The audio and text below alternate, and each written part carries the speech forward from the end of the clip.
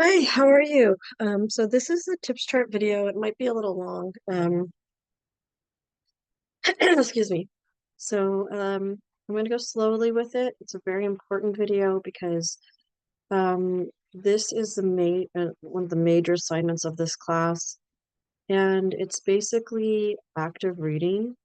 You may have learned reading strategies such as KWL plus or some other type of reading strategies. And what this one does is it creates you to be an active reader with this acronym. TIPS stands for topic, information, points, summary, and plus are the critical reading questions. So for each of these, you will read a corresponding essay. For example, for the first one, you're reading Educated. Blurred Lines, Take Two, and City of Broken Dreams. So you have to do a tips chart for each of those. That means you're going to be doing 4 tips charts. So let's take a look at what it is. So what it is it actually has space here for you to fill in and out. So you just click on that and type, right? Don't worry about how long it is, of course, because it's all digital, so it's fine. But the first thing you do, of course, is fill in your name and the date, and then you type in the title. The topic is what this essay or story is about. Um, so in one word, okay, so for example, educated. Actually, let's take a look at our example, because I filled out an example for you. So let's take a look. Is that my example one? Not that one. There's a better one. Made a new one. There. So this one is in your book underneath this education as myth, um, the myth of education. Um, and this is attentional disarray by Sherry Turkle. And I know you haven't read it yet, but this tips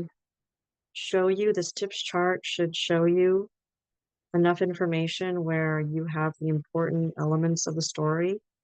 So for example, the topic says digital technology. That's all you have to write. So I wrote a little more, but you could just say the impact of digital technology. That's it. Bing. And then I did go further. I said, especially smartphones and constant connectivity on our ability to pay attention, think deeply, engage in meaningful conversation, and maintain real human relationships. Okay, so I expanded upon it. It's fine. But you can just do one word topics are fine. So then you'll see that the idea, for example, here is like if you had to say in your own words what the author's main idea is in this essay or story, what would you say? So you can also say what's her thesis, that type of thing.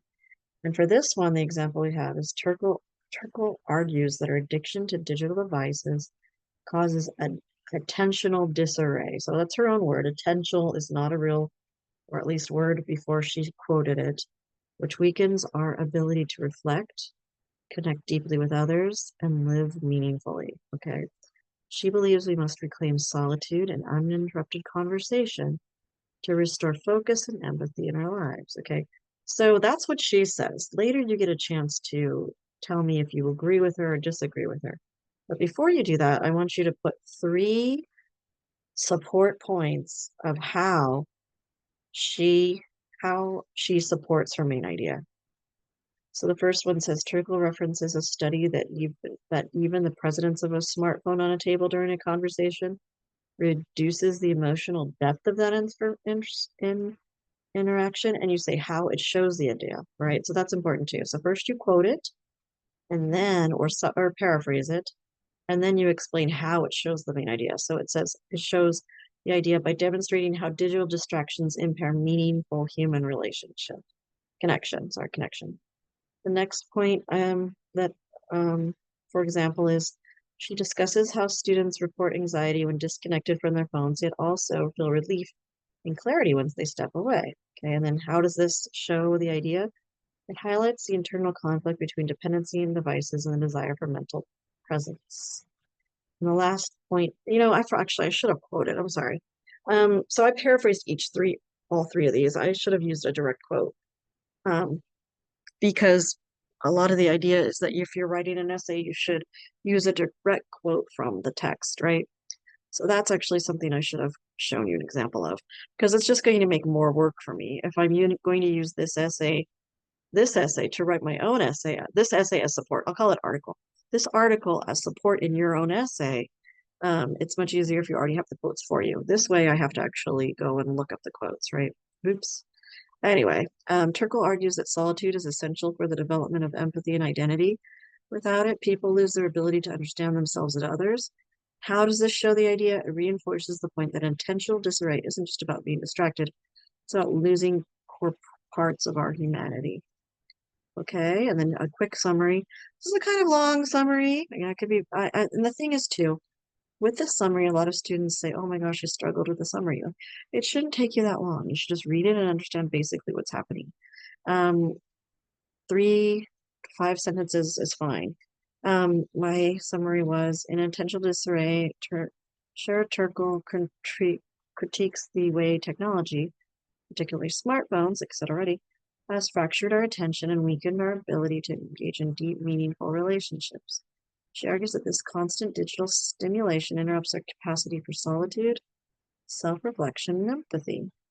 Through studies, interviews, and psychological insights, Turkle shows that while we crave connection through devices, what we often lose is the rich human connection that comes from undivided presence. Her solution involves reclaiming time for solitude and fostering more face-to-face conversations without distraction. That's very good. Now, that's all great.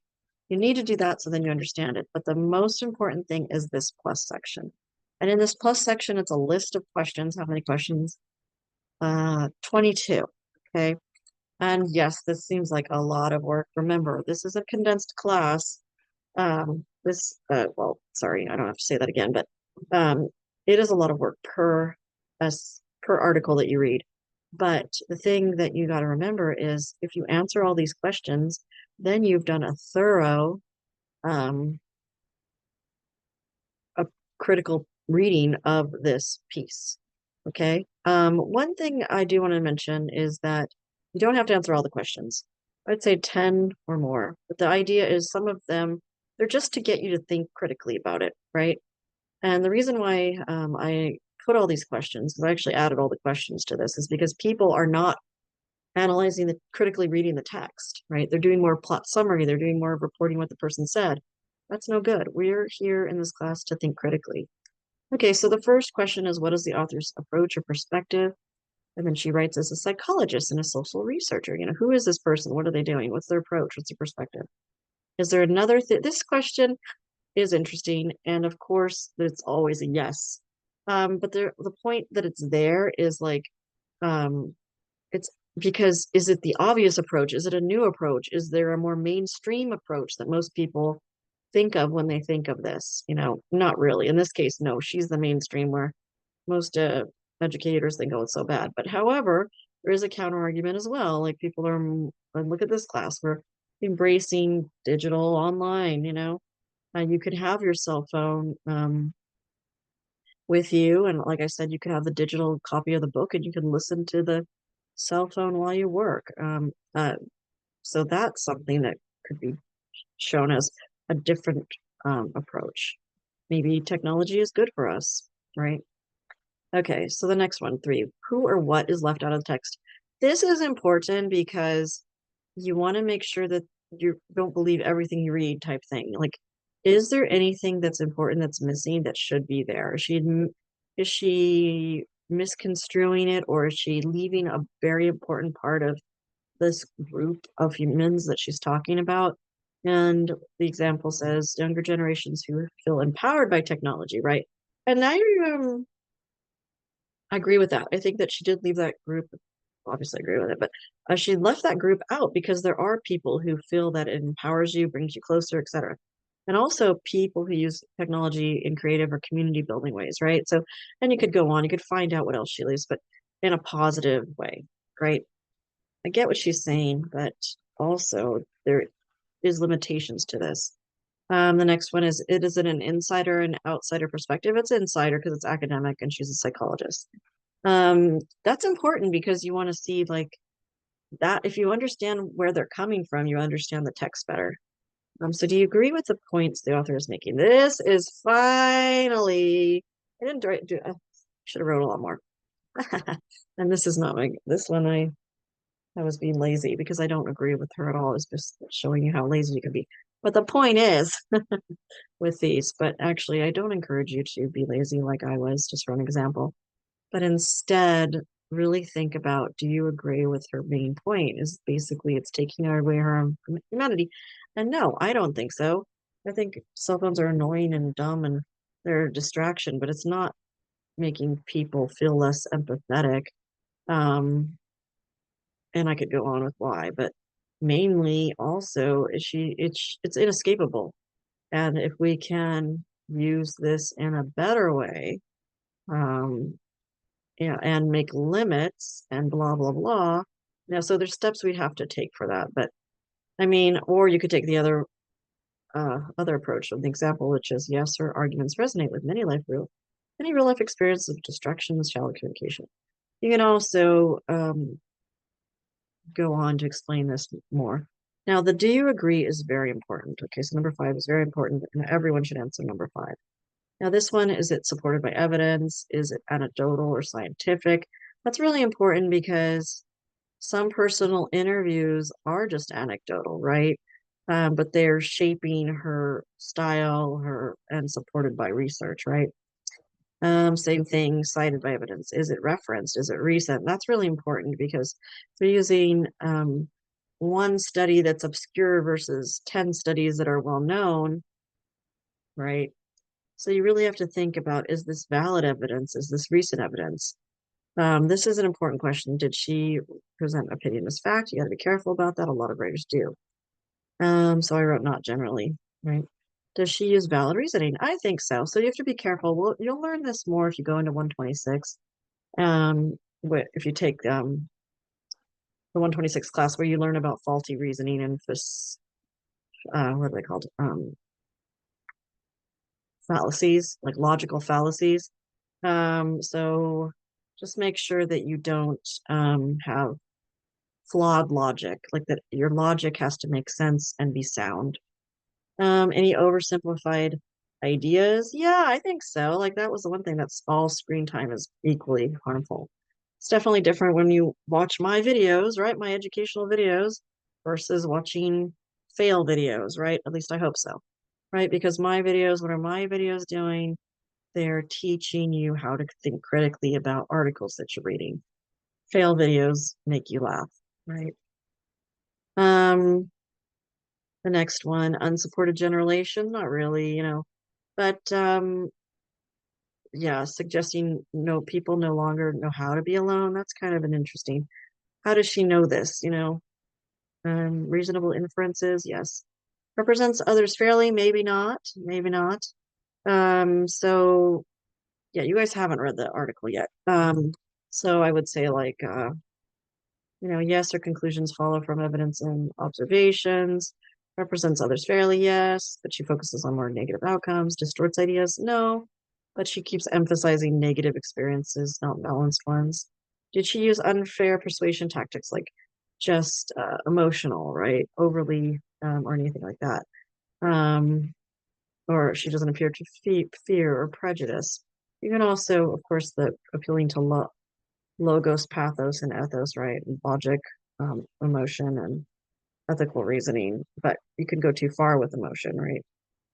And is it a balanced picture? Okay. Not particularly because she doesn't believe it's a balanced picture. She believes that technology is wrong, bad for society and dehumanizing people. All right. So you didn't read it. Based on her summary, you can kind of get the idea. Now, if you go back to your blank one,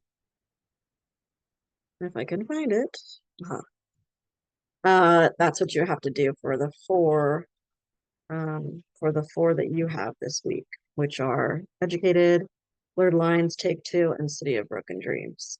So the main thing here is like I don't want you to stress out so much if you really can't think of all the answers for every single question. And sometimes you could just say no, right? But I do think that the example you had, I've given, shows what you should do with that because the more you answer, the more you're going to be able to um, have that critical active reading and understand, which will make you understand the article better. Okay. And then you'll be prepared to write your essays. They're going to, like for the first essay, it's going to be on these four. Um, you have an option. You don't have to use all four, but um, it will be about this topic, and you should use the support from those articles. And how do you do that without, um, and you use your tips charts that are all done for you so you can compare them, you can understand it better, and you'll remember it better, right? So when your essay comes up. Okay, thank you very much. That's it. As always, email me if you have any questions. Bye.